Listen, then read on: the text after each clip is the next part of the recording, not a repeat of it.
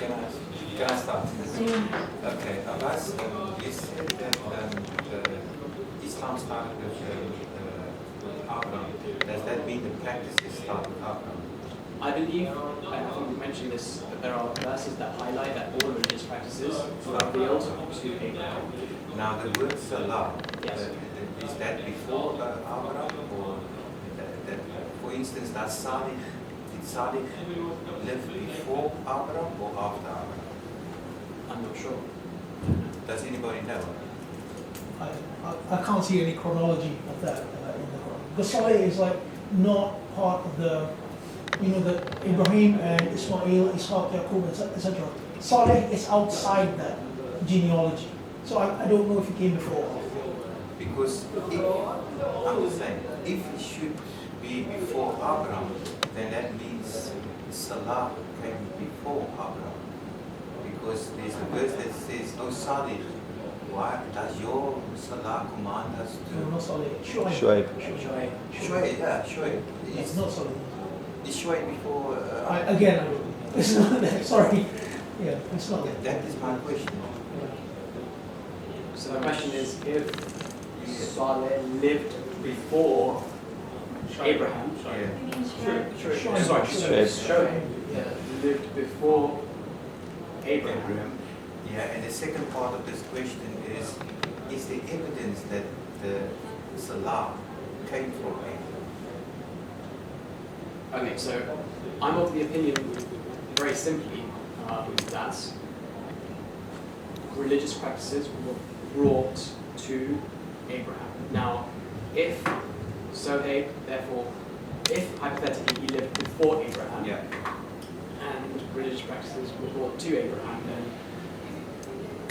logic would dictate that Shoaib did not receive the Salah prayers, and therefore, if he didn't receive them, again, very hypothetically, I don't think he would have. Shoaib lived after Abraham because he was sent to Midian, and up to the point that Midian was destroyed, that's when it ceased to exist. But we also know that Moses went to Midian when he traveled from Egypt. So yes, that's right. So all that time is obviously after Abraham. Okay, well, that nullifies. Okay, that answers that question. Okay, thank you. Next. My question is that with the understanding of Salat, with the verse in the Quran that refers to the birds having their own Salat. Yeah, I remember reading this. I think it goes on to say not just the birds, but the trees as well. That they all. We need They all. Well, there's no trees there. No, it's the the heavens. Everything in the It's heavens. chapter 24, verse 41. That includes everything in the heavens. Yeah. But I mean, my question is how. When you studied the Quran and read the Quran and came to this understanding, which I presume isn't the understanding you were brought up and taught. So No. you came to it from your own study.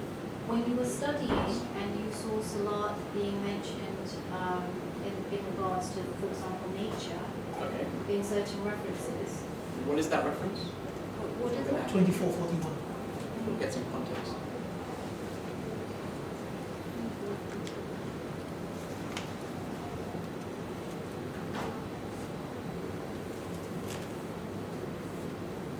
Bismillahirrahmanirrahim. Seest thou not that it is Allah who praises all beings in the heavens and on earth? Well, here it says, do celebrate, and the birds of the air with wings outspread, each one knows its own mode of is in brackets, so each one knows its own prayer Yeah. and praise, and Allah knows well all that they do. So I think this is one reference to natural phenomenon following the Salat and knowing the Salat. Yes. Which, to my understanding, when I read it, it seemed to suggest speaking about the natural instincts.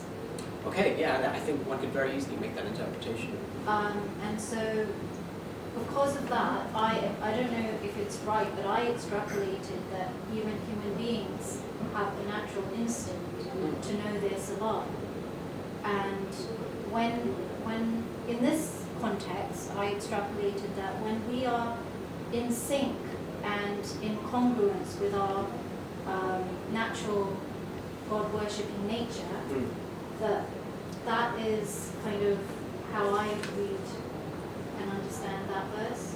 Sure, I mean, again, that But there's nothing in There- that verse that would suggest about a contact point. In this particular in that verse. particular verse, no, I don't. But it is the There- word salat. So that forces me to expand my understanding of salat. But I think you need to use other verses as well.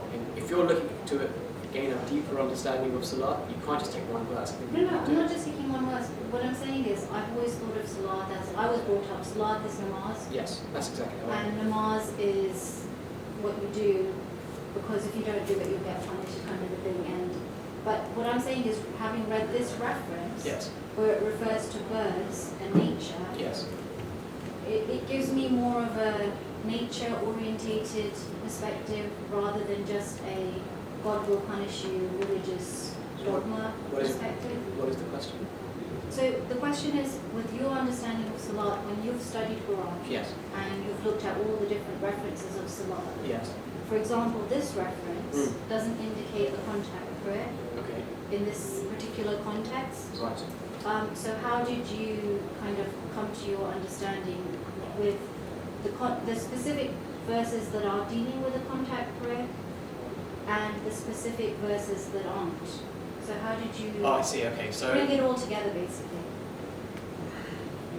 Or I you know, might be in the process still. well, I think we're all still on the process. Yeah. I think that there's a verse that God, in the Quran, where God says, when people read this book, it will be interpreted in many different ways.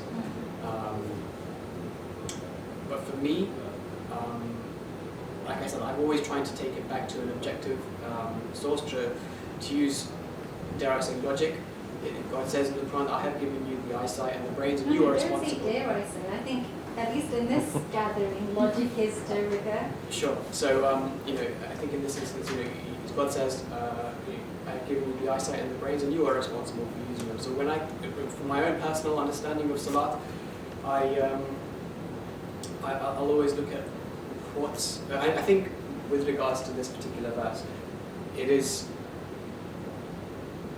subjective. I think it can be analysed and interpreted in many different ways. Like how else? That's what I'm like. Well, I think you've looked at it from an instinct perspective, which, but I think it could be perhaps looked at from a biological perspective to some extent. I mean, that's what I meant biologically. Okay. I never used that verse when I came to my interpretation of prayer, but I think I can relate to what it is you're saying, that there is an instinct that as much as there is evidence for me and as much as the Quran tells me to do certain things in certain ways, And what I'm trying to say is this. I do feel as though that there's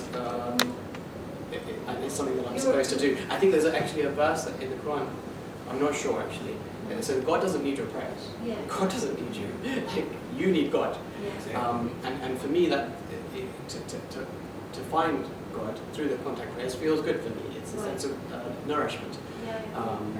Thank No, you I very think much. I think we're going to move on to the Okay, sure. presentation now. Sorry to cut you off. No, We're that's just fine. going to try and stick to the time limits. Oh, so you mean everybody's going to say a thing and then just a 5-minute question and then after everybody's talking then we're going to have discussion? There will hopefully That- be a bit that's of more- time at the end.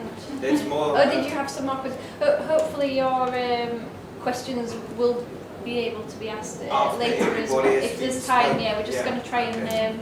Okay, so it's a good idea. Everybody speaks and then just 5 minutes question and then. Yeah. But it was after- supposed to be 15 minutes, but We're we're alright for time though now if we do the next one We're not now. going to have succinct answers to the kind No, of no, of very course. open-ended type questions. Yeah. Yeah. I think. But this doesn't have to be our only Salat discussion. No, no, We can do absolutely. it again. I think the important thing here is because there are multitude of views here.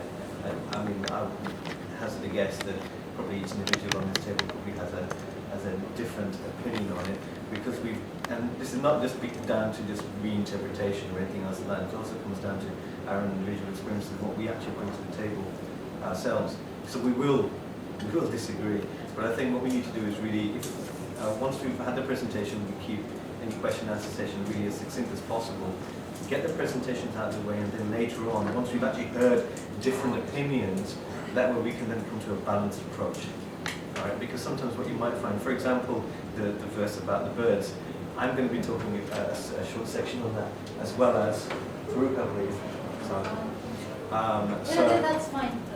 All right, so it's just really, so it's just really going to be, you will always hear different things. So what I'm going to do then is, hopefully all of you know who I am, Yassin.